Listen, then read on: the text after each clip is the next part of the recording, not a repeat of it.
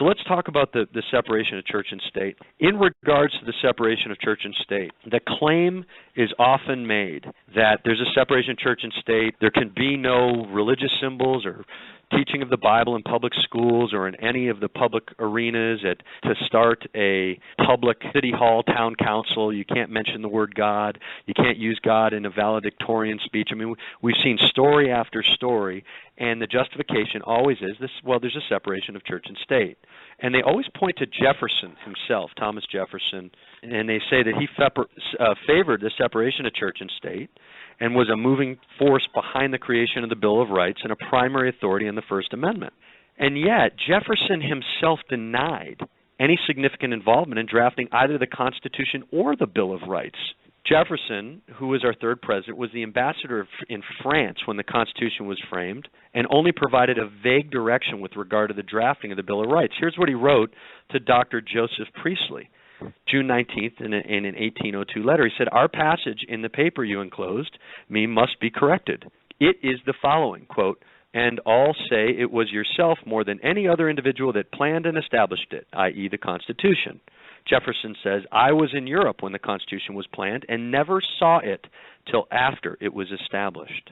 Since Jefferson wasn't present when the Constitution and the First Amendment were drafted and ratified, the specifics of what he may or may not have intended for the document are primarily hearsay. And this is important, subject to interpretation. Thomas Jefferson's statement regarding a wall of separation between church and state was made personal and private letter on January 1st, 1802, written to the Danbury Baptist Association of Connecticut, 13 years after the First Amendment was debated in the first congressional session in 1789.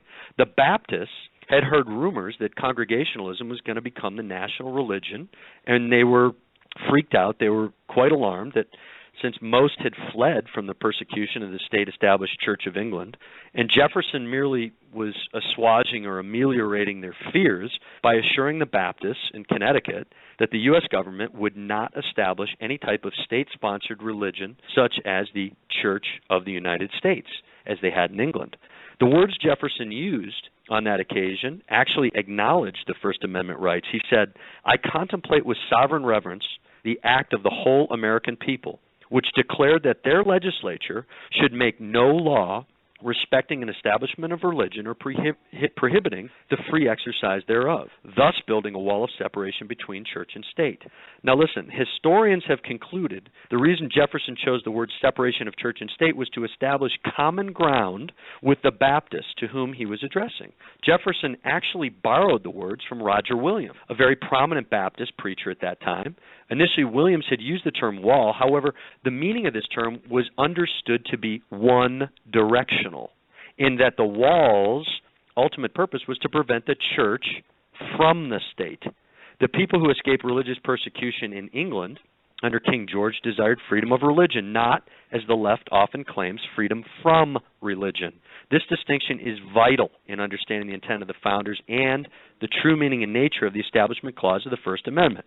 Now listen to this. Jefferson wrote a letter to Benjamin Rush, Dr. Benjamin Rush, several months after the Danbury Baptist letter to further reveal the true nature and intent of his address to the Danbury Baptists. He says, "My views are the result of a life of inquiry and reflection and very different from the anti-Christian system imputed to me by those who know nothing of my opinions," he wrote.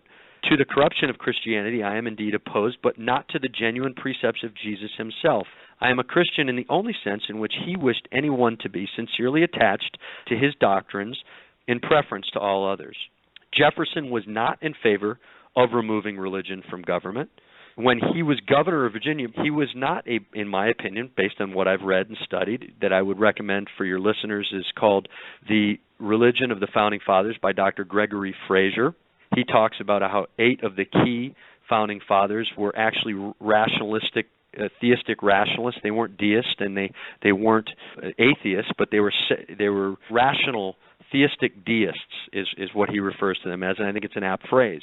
Jefferson, of course, made his own Bible. He cut out the miracles of Jesus. So let's not delude ourselves into claiming that Thomas Jefferson, our third president, was a born-again Christian, because he himself admitted that he wasn't. Didn't believe in the miracles, the deity of Christ, the atoning blood sacrifice. He wasn't an adherent to Orthodox Christianity. But nevertheless, Jefferson was not in favor of removing religion from government. When he was governor of Virginia, he decreed a day of public and solemn thanksgiving and prayer to Almighty God. In 1798, at the occasion of the Kentucky Revolution, Jefferson wrote, quote, "No power over the freedom of religion, freedom of speech, or freedom of the press was delegated to the United States by the Constitution, nor prohibited by it to the states." During his presidency, he chaired the school board for the District of Columbia, where he used the Bible and Isaac Watts' hymnal as the books to teach reading to students.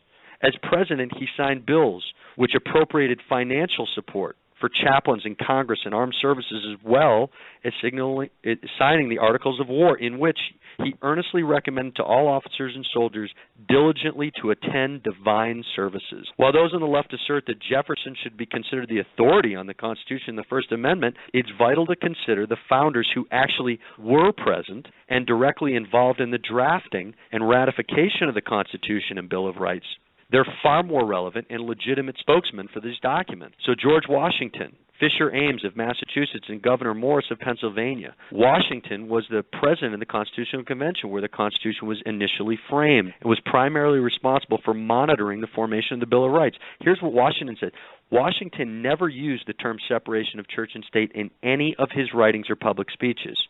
In fact, in his farewell address, he said, and everybody knows this quote, "Of all the dispositions and habits which led to political prosperity, religion and morality are indispensable supports, and let us with caution indulge the supposition that morality can be maintained without religion. Whatever may be conceded to the influence of refined education on minds, reason, and experience both forbid us to expect national morality can prevail in exclusion of religious principle." Can you imagine Barack Obama saying that?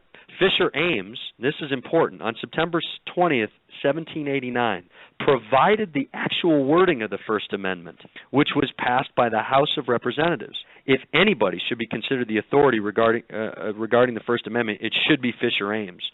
Yet he never used the term separation of church and state in any of his writings or public speeches. He did, however, advocate the Bible should be the primary textbook in America's classrooms. Here's what he wrote. He says, "Why should not the Bible regain its place it once held as a school book?" Ames wrote. "Its morals are pure, its examples captivating and noble.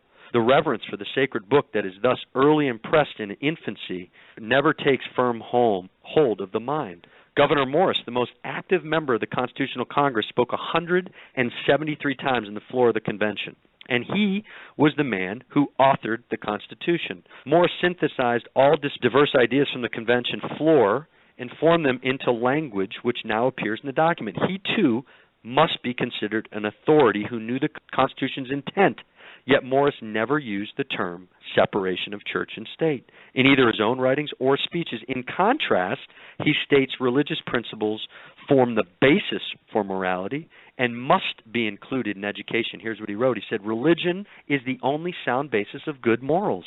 Therefore, education should teach the precepts of religion and the duties of man towards God." The founders were clear that the United States government would never have the legal right to establish any state-sponsored religion or national religion.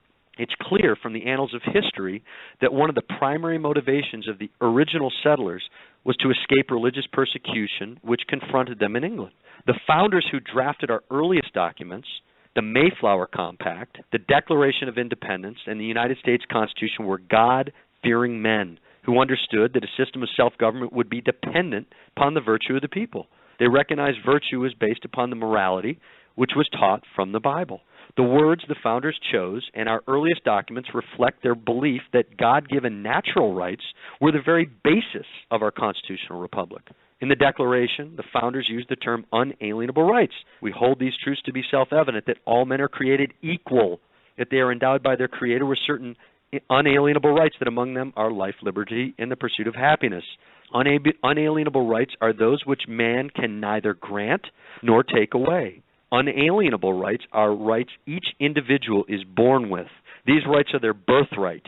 Since our legal rights emanate from God and are predicated upon natural law, then how can an argument be made that there must be a separation of church, God and the Bible, and state, our courts, schools, and government bodies, if the very laws which govern these institutions are based on God-given natural law? Consider evidence to the contrary. Lincoln, in his Gettysburg Address, said, "This nation under God shall have a new birth of freedom, that the government of the people, by the people, and for the people, shall never perish from the earth." The Pilgrim's Mayflower Compact reads, "Having undertaken for the glory of God and the advancement of the Christian faith and honor of our King and country, a voyage to plant the first colony in the northern parts of Virginia." The New Hampshire Constitution, written in 1776, reads that morality and piety, rightly grounded on evangelical principles, would give the best and greatest security to government. Therefore, the legislature is empowered to adopt measures for the support and maintenance of public Christian teachers of piety, religion, and morality. William Penn, the founder of Pennsylvania, said, "If we will not be governed by God, we must be governed by tyrants." Benjamin Rush, a signer of the Declaration, said, "Let the children be instructed in the principles and obligations of the Christian religion. This is the most essential part of education." The great enemy of the salvation of man, in my opinion, never invented a more effectual means of extirpating or removing Christianity from the world than by persuading mankind that it was improper to read the Bible at schools. Noah Webster, who was a translator of the Bible, wrote, "Almost all the civil liberty now enjoyed in the world owes its origin to the principles of the Christian religion. The religion which has introduced civil liberty is the religion of Christ and his apostles. This is genuine Christianity, and to this we owe our free constitution and government." The Pledge of Allegiance, with "under God" added to the Act of Congress in 1954, states, "I pledge allegiance to the flag of the United States of America and to the republic for which it stands, one nation under God, indivisible, with liberty and justice for all. In God we trust" is the motto on all of our paper currency. The inscription on top of the Liberty Bell comes from the Bible, Leviticus 25:10. "Proclaim liberty throughout the land and to the inhabitants thereof." John Adams, our second president, said the general principles on which the fathers achieved independence were the general principles of Christianity. Adams later told his wife Abigail that the 4th of July, marking the Declaration of Independence, ought to be commemorated as a day of deliverance by solemn acts of devotion to God Almighty. In other words, Adams wanted the 4th of July to be primarily a religious holiday. John Quincy Adams, in 1837, while addressing the 4th of July crowd in Newburyport, Massachusetts, asked, "Is not the Declaration of Independence first organized, that the Declaration of Independence first organized the social compact on the foundation of the Redeemer's mission upon earth? That is laid the cornerstone of human government upon the first precepts of Christianity?" Adams also wrote, "On the 4th of July, the founders simply took the precepts of Christ, which came into the world through his birth, and incorporated those principles into civil government." Now, here's my final question to you guys. Does this sound like the founders set up a government which was intended to build a wall of separation between church and state? On the contrary, Gregg, on the contrary.